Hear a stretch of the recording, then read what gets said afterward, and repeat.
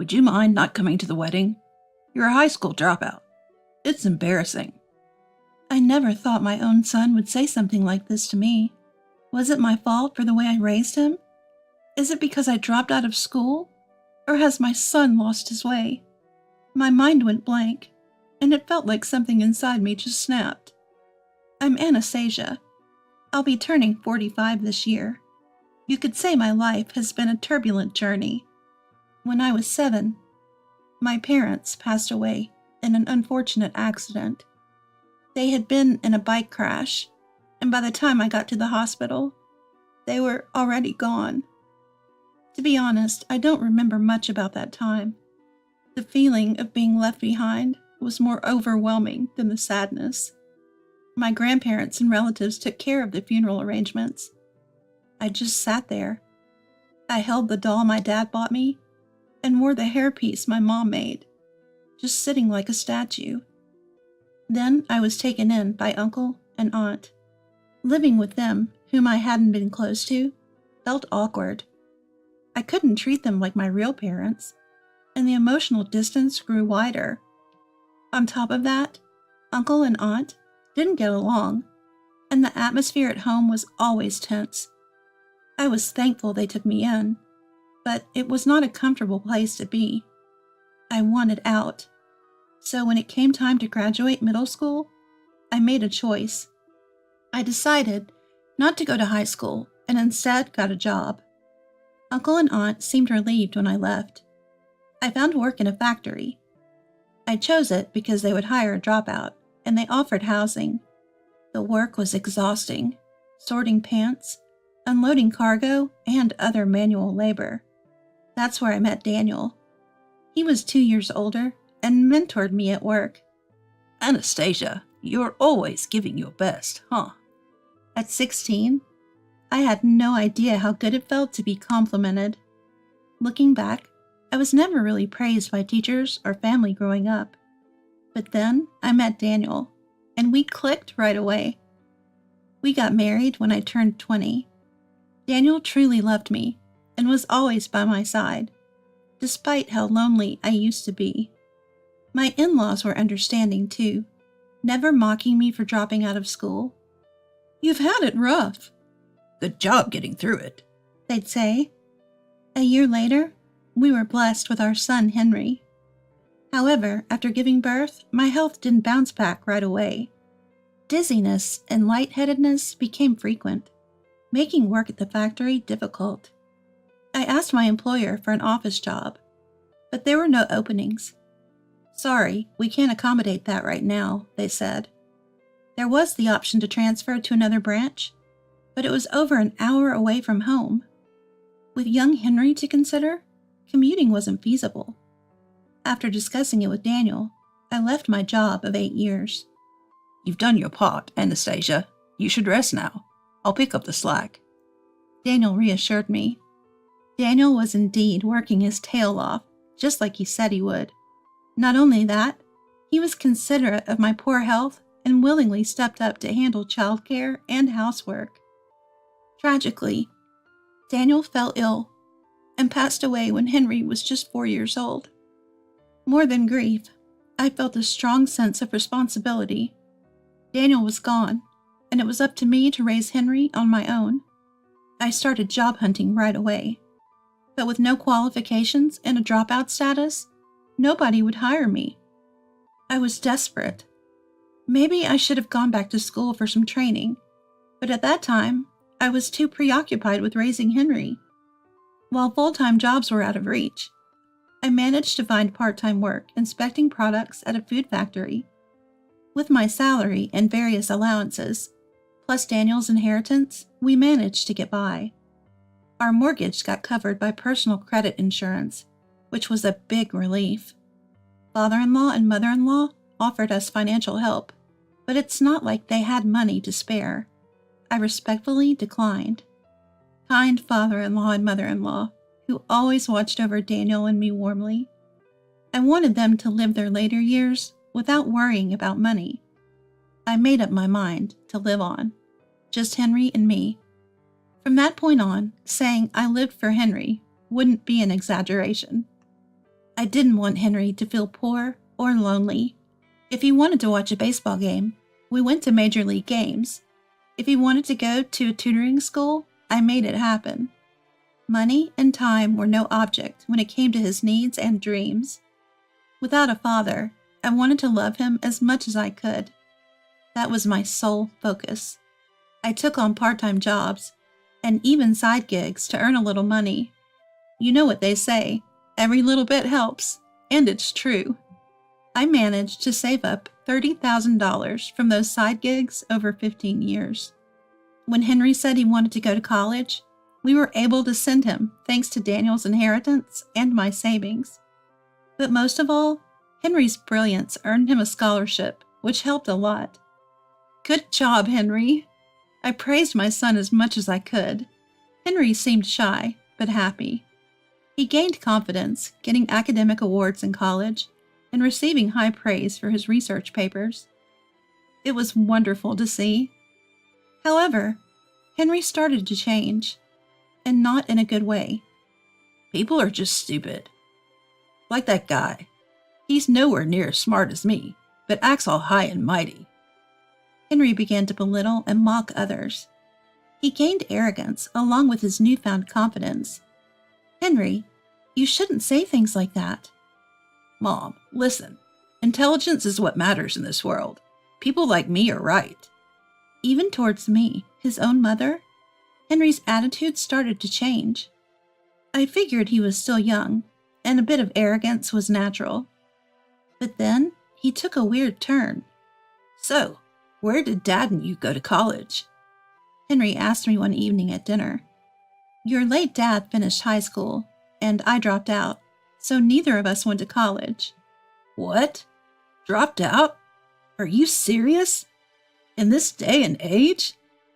Henry's eyes widened, his face full of disbelief. He probably didn't know about our educational backgrounds, since we never discussed mine or Daniel's past with him. But was it really that shocking? The disdainful look Henry gave me is something I'll never forget. How can you even boss me around? You're just a dropout. I can't even think of you as my mother anymore. His words left me speechless. Henry, watch your mouth.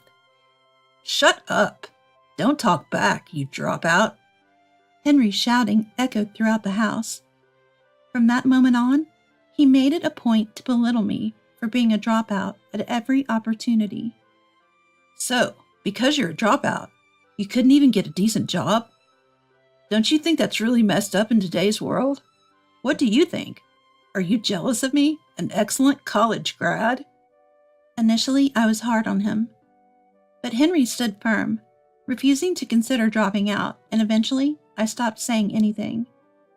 Then, Henry moved out as soon as he got a job.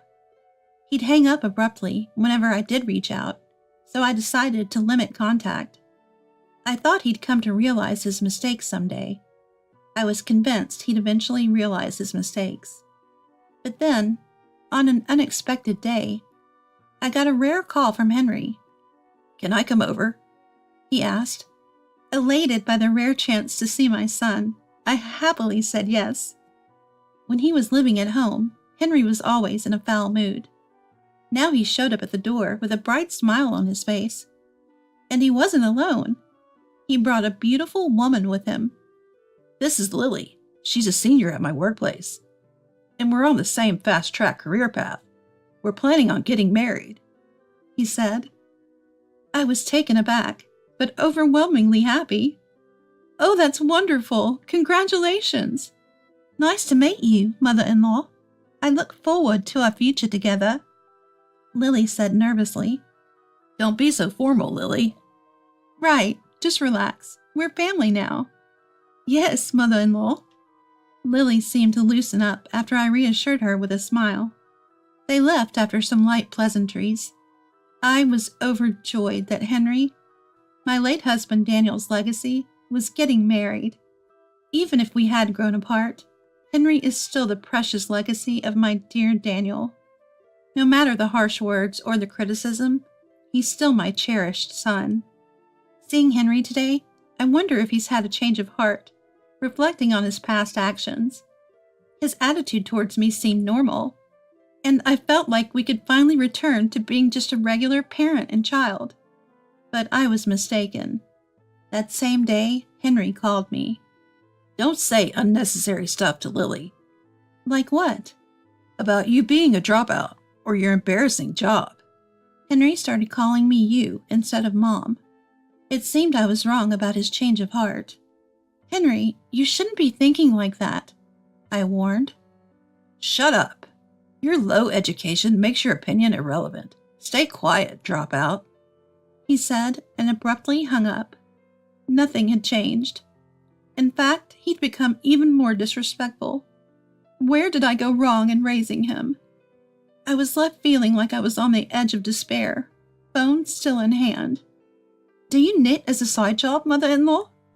One day, when Lily came to visit, she saw a bunch of yarn in the living room and asked, Well, yes, I'm not great at it or anything, though. But that's amazing that you do it for work. I've always wanted to try knitting, but I'm so clumsy. Oh, I'd be happy to teach you. Really? That's awesome. When was the last time someone complimented me like that? It reminded me of the good old days when Daniel was still alive. Lily and I started communicating personally, knitting together and even visiting fabric stores. She felt like a true daughter to me. Lily is a considerate and kind woman. The wedding is going to be so much fun. The closer we got, the more I worried about how good of a person Lily was. Would she be okay marrying my son? Henry's the kind of guy who mocks his own mother for dropping out. How he treats his mom will eventually be how he treats his wife. Henry is gentle in front of Lily, but I'm the only one who knows his other side. Should I tell Lily? But is it my place as a mother to ruin my son's happiness? It was a daily struggle for me. Actually, can you not attend the wedding? Despite the wedding being just 2 weeks away, Henry showed up at my house to say this. What are you talking about? You dropped out, right? It's embarrassing. I want my educated uncles to take the parent seats instead. Your uncles aren't your parents. It's obviously not going to happen. Don't make me say it again. Don't embarrass me. Just disown me. Having a dropout for a mother is a stain on my life. At that moment, something inside me snapped. Talking to someone with such thoughts is a waste of time. The abhorrence in front of me no longer felt like my son. Fine, I'll stop considering you my son. Is that okay with you? I calmly told Henry. Whatever. Henry scoffed at my words. Then I'll inform Lily. No, I'll tell her. No, I'll make it clear. Stop. Don't do anything stupid. I ignored the panicking and yelling Henry. Hi, Lily. It's me. Mother-in-law, what's going on? Henry says he doesn't want me at the wedding, so I'll be absent. What? Why? He's embarrassed to have a dropout mom. Are you sure you want to marry such a prejudiced person? I could sense Lily was at a loss for words over the phone. What the hell are you saying? Henry yelled violently. I looked at Henry expressionlessly. Give me the phone. Henry snatched the receiver. Lily, this isn't... Look. Henry, you're just... It seemed Lily forcefully hung up on him. Henry stood there, still holding the receiver, looking stunned. Sorry, but this is my house. Please leave. I had no hesitation kicking Henry out in his current state. Sometime after that incident, Lily came to visit our home with her family. Just as Henry was organizing his belongings at my place, I declared that I would throw everything away. That's when Henry hurried back to his parents' home. Henry was taken aback by Lily's sudden visit. Lily wanted to discuss something important, so she sat down with her family. Didn't you know? I thought you did, so I never mentioned it, but I'm a dropout too. Lily is 2 years older than Henry. Because she was his senior, they'd never delved deep into their educational backgrounds or personal lives. Henry had assumed that Lily, being competent and his senior at work, had a college degree like him. Lily said she lost her father when she was young, and her mother when she was in junior high. After that, she was raised by her grandparents. However, her grandparents were already over 70 at that time. Due to financial constraints, she chose to drop out and work. Fortunately, her current employer was understanding and treated her the same as high school or college graduates. Her grandparents had passed away, and she had told Henry beforehand that her uncle and aunt would attend the wedding. "I'm shocked that you're such a bigot," said Lily. Although Lily spoke calmly, her words were filled with anger. Lily's uncle and aunt, sitting next to her, felt the same. Her Uncle Jeffrey scolded. "You're an outrageous person. Aren't you ashamed for belittling the woman who raised you? Who do you think helped you get this far? Why don't you realize that?" Henry, who had never been scolded by anyone else, looked devastated. Lily just watched him coldly. "I can't imagine marrying you. Please call off the engagement," Lily firmly told Henry. "Hold on. Call off the engagement?" Henry desperately pleaded with Lily. "I love you. Don't say things like that." That's when Jeffrey intervened. "Henry, enough is enough. I also ask you to please call off the engagement. She can't marry someone like you. I'm really sorry." "What about the wedding expenses, the cancellation fees?" "I'll pay for half. You'll cover the rest," Jeffrey decisively said. Henry was just standing there, staring blankly. "I'm sorry for staying quiet till now," I apologized. "Please don't say sorry, Anastasia. Can I call you that? I really enjoy knitting with you, and I want to continue learning from you." "Of course."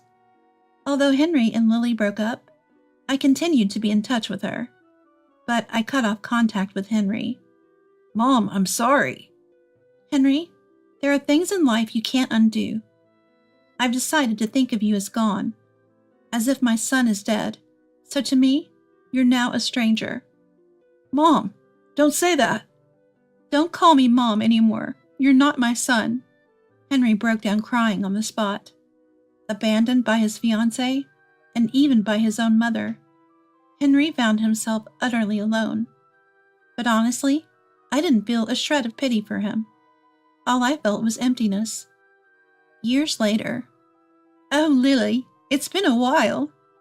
"Anastasia, long time no see."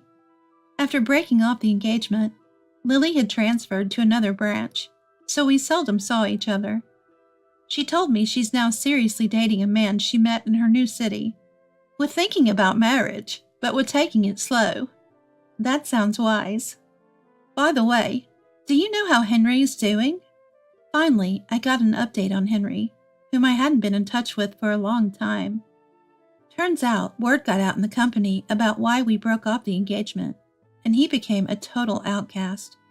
People stopped giving him work, saying he's unreliable for berating the mother who raised him. He was shifted to a do-nothing job. Well, who'd want to associate with someone who'd say such terrible things? "He really regrets what he said to you," Lily said. "Does he? Well, I couldn't care less now. It's really sad that he only realized this now."